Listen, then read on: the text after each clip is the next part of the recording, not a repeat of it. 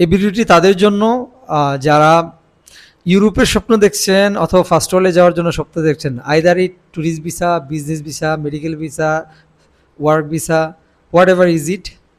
But তারা একটা অ্যাম্বাইগুইটিতে থাকেন, একটা সিদ্ধান্তহীনতায় থাকেন। তারা কেন থাকেন এবং এটা যে ভুল, এটা নিয়ে একটু কথা বলি। This is Jewel Jeffrey from Multiskill Global. বলছিলাম হচ্ছে আমার প্রিভিয়াস ১ দশকের অভিজ্ঞতা থেকে আমি যা দেখছি, এটা হচ্ছে আমি যাদেরকে এখন পর্যন্ত ইউরোপে পাঠানোর সুযোগ হয়েছে আমার তত্ত্বাবধানে, পাশাপাশি আমি আরও অন্য অন্য লোকদের দেখেছি। আমি নিজে অনেকবার ট্রাভেল করতে যাইয়া বা বড় ফার্স্ট ওয়ার্ল্ডের জন্য অনেকবার চেষ্টাও করেছি।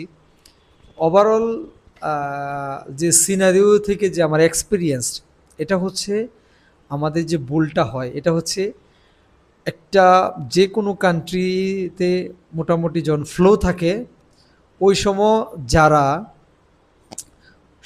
মানে দ্রুত সিদ্ধান্ত নিতে পারে এবং ওই ট্রেন্ডে মানে নিজেকে মানে জড়াইতে পারে, তারা কিন্তু সাকসেস হয়ে যায়। আর যারা মনে করে যে আচ্ছা দেখি ওরা সাকসেস হোক, যদি সাকসেস হইলে পরে আমরা ট্রাই করব, এই যখন সিদ্ধান্তে আসে, এই সিদ্ধান্তে যখন নাকি অটল থাকে, তখন দেখা যাচ্ছে যে তার সাথের লোক ঠিকই চলে গেছে, পরের বার সে চেষ্টা করবে, বাট ওই দেশই বন্ধ, অথবা ওই কান্ট্রির জন্য অলরেডি বিভিন্ন রেস্ট্রিকশন চলে আসছে। এটা একটা আমাদের বিশেষ করে বাংলাদেশি পটেনশিয়াল যারা ট্রাভেলার, ওয়ার্কার, স্টুডেন্ট, বিশেষ করে আমি যদি একবার স্পেসিফিক 2টা ক্যাটাগরি বলি, বিশেষ করে স্টুডেন্ট আর হচ্ছে ওয়ার্কার, এই 2 ক্যাটাগরির যারা ট্রাভেলার রয়েছেন, দেশের বাইরে গিয়ে হয় পড়াশোনা করবেন অথবা কাজ করতে যাবেন, তারা সিদ্ধান্ত নেওয়ার ক্ষেত্রে এই লজিক যদি কাজে লাগায় যে আগে আমার সাথে যারা চেষ্টা করতেছে, অথবা যে ব্যক্তি বা প্রতিষ্ঠানের মাধ্যমে আপনারা চেষ্টা করবেন, তার যে রানিং যে কেসগুলো রয়েছে, এই কেসগুলো আগে সাকসেস হোক, তারপরে এই কেসে যদি সাকসেস হয় তাহলে আমি সাকসেস দেখা তারপরে আমি আমার সিদ্ধান্ত নিব, তাহলে আপনি পিছনে পড়ে যাবেন নির্ঘাত। এটা মানে কি প্রোভেন। কারণ আমরা যখন নাকি ইউরোপের কাজ করতে গেছি, ইউরোপের আগের কথা বলি, আমাদের কিছু সিনিয়র ভাইয়েরা আগে সৌদি আরবে থাকতেন। ওনারা গ্রাজুয়েট, পোস্ট গ্রাজুয়েট লোক, সৌদি আরবেও জব বিষয় ছিলেন, ভালো কোম্পানিতে near about 1 lakh plus salary থাকতেও। তারপরেও তারা আর ওই দেশে কমফোর্ট ফিল করাই ভাবছে যে ফার্স্ট ওয়ার্ল্ডে চলে যাবে। তখন তারা প্রথমে ইউএসএ ট্রাই করছে, এর মধ্যে অলরেডি ইউএসএ তখন ভালো একটা ফ্লো চলতেছিল, তো অনেকেরই হয়ে গেছে, আবার অনেকে মিস গেছে, বাট পরবর্তী অন্য দেশে অস্ট্রেলিয়া ট্রাই করছে, অস্ট্রেলিয়া আলহামদুলিল্লাহ হয়ে গেছে। তারপরে ছোট্ট একটা ঘটনার কারণে ওনার ইউএসএ হোল্ড করে রাখছিল, উনি অস্ট্রেলিয়া যাওয়ার পরে আবার ইউএসএতে কল করছে যে পাসপোর্ট জমা দেন, ভিসা দিবে, তখন উনি অস্ট্রেলিয়া চলে গেছে, আর আসে নাই। তো যাই হোক, এটা তো ছিল স্টুডেন্ট ভিসার একটা হিস্ট্রি, বললাম ছোটো শর্ট। আর ওয়ার্ক ভিসার ক্ষেত্রেও আমরা দেখেছি যে বিশেষ করে আমাদের তো টার্গেট থাকে ইউরোপের সেনজেন কান্ট্রিগুলা। সেনজেন তো একটু আমাদের দেখা মতে যেগুলো দেখছি, চেক রিপাবলিক খুব ভালো কাজ করতো, তারপরে হচ্ছে ইতালি, তো আগে এটা তো লং টাইম একটা কান্ট্রির হিস্ট্রি। ইতালি যা না বলি আপাতত, ইতালি এখন মানে আসলে একটা আতঙ্কের নাম হয়ে গেছে।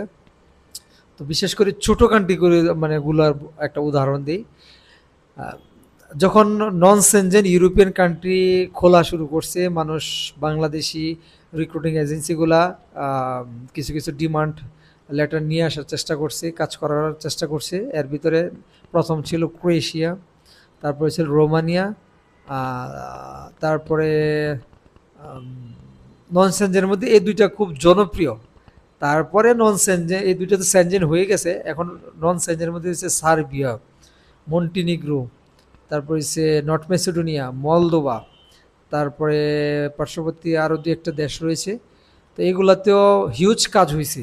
তো যখন হিউজ কাজের সময় যারা দ্রুত ফার্স্ট মানে আর্লি বার্ড মানে ক্যান্ডিডেট হয়েছে, তারা কিন্তু সাকসেস হয়ে গেছে। আর যারা নাকি বলছি যে আগে দেখি তারা সাকসেস হোক, অথবা আমাদের আগের লোকগুলা পজিটিভ রেজাল্ট আসছে কিনা এটা আগে প্রমাণ দেখাক, তারপর আমরা ট্রাই করব। তখন দেখতে দেখতে দেখেছে 6 মাস 1 বছর হয়ে গেছে একটা ভিসা জার্নি শেষ হয়ে আসতে, তখন তারা চলে গেছে। বাট এরপরে ঠিকই ওই কান্ট্রি হয় ব্লক হয়েছে, অথবা বন্ধ হয়ে গেছে, অথবা মানে অনেক রেস্ট্রিকশন আছে, এম্বাসি রিলেটেড কিছু ইস্যু থাকে যে ইন্ডিয়া আগে যাওয়া লাগতো না এখন যাওয়া লাগতেছে, অথবা আগে খুব ইজিলি ভিসাগুলো ইস্যু হইতো, বর্তমানে অনেক আরএল যাওয়ার কারণে আর কিছু ফ্রড থাকার কারণে ফ্রড ভালো মন্দ মিলে একটা বিতিকিচ্ছা হয়ে গেছে। তখন আর দেখা যাচ্ছে কেউ ভালো করে কাজও করে না। আরও কনফিডেন্স তখন আমাদের আগে যারা নাকি ওই জাজমেন্ট করে সিদ্ধান্ত নিত তারা আর মানে আরও শক্তি হারায় ফেলায়, এরকম হয়েছে। তা যেটা হচ্ছে আমার আজকের ওভারঅল সামারি, আমি যেটা বলতে চাচ্ছিলাম, আমি গতকাল একটা পোস্টও মনে দিয়েছি এই বিষয়ে।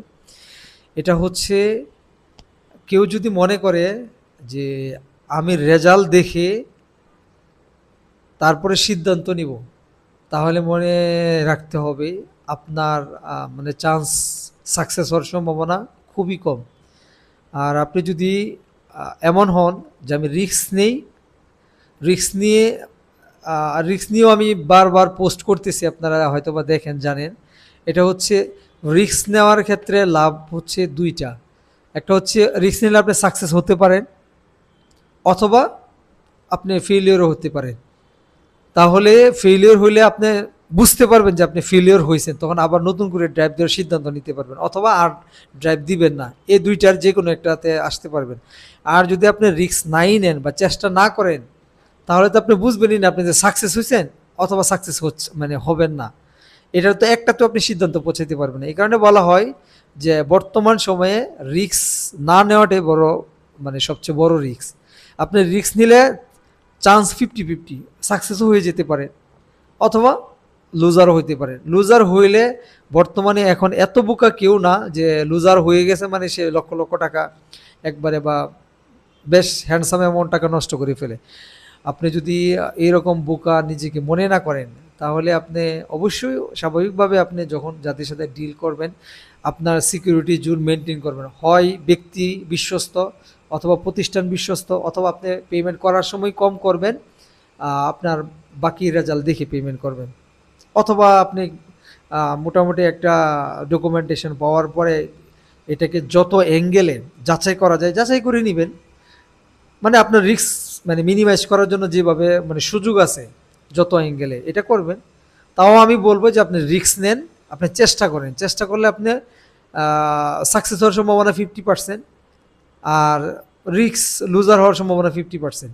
আর যদি আপনি ট্রাই না করেন, রিস্কই না নেন, তাহলে আপনি 100% লুজার। এটা বলার জন্যই আসলে আগের কথাটুকু বলা, এত ডিটেলস কথা বলা, যে টেক রিস্ক অ্যান্ড কি বলবো, ফুলফিল ইউর ড্রিম। রিস্ক না নিলে আপনার ড্রিম সারা জীবনই ড্রিমই থেকে যাবে, এটা কখনো প্রস্ফুটিত হবে না, আপনি এটার ফল ভোগ করতে পারবেন না। তো ভালো থাকেন, মাল্টিস্কিল গ্লোবালের সাথেই থাকেন। আমাদের বেশ ইউরোপ এবং ফার্স্ট ওয়ার্ল্ড নিয়ে বেশ কিছু কাজ চলমান আছে, এবং সামনে আরও হবে। তারপরে হচ্ছে আমরা তো এত গণহারে ম্যানপাওয়ার নিয়ে কাজ করি না, বাট কিছু কিছু কাজ যেগুলা কোনো গন্ধ কম, গন্ধ ছাড়া মানুষের সাথে আমরা কাজ করি এবং গন্ধ ছাড়া সার্ভিস দেওয়ার চেষ্টা করি। তারপরে মানুষ মাত্রে কিছু ভুল হতে পারে, কিছু রিস্ক থাকতেই পারে, যেটা টোটাল বয়েজের মধ্যেই টোটাল কথার মধ্যে বলেছি, রিস্ক নিতে হবে। রিস্ক নিলে শাইন হওয়ার সম্ভাবনা বেশিও থাকতে পারে যদি আপনি প্রপার এবং বিশ্বস্ত প্ল্যাটফর্ম ইউজ করেন। তো ভালো থাকেন, আসসালামু আলাইকুম।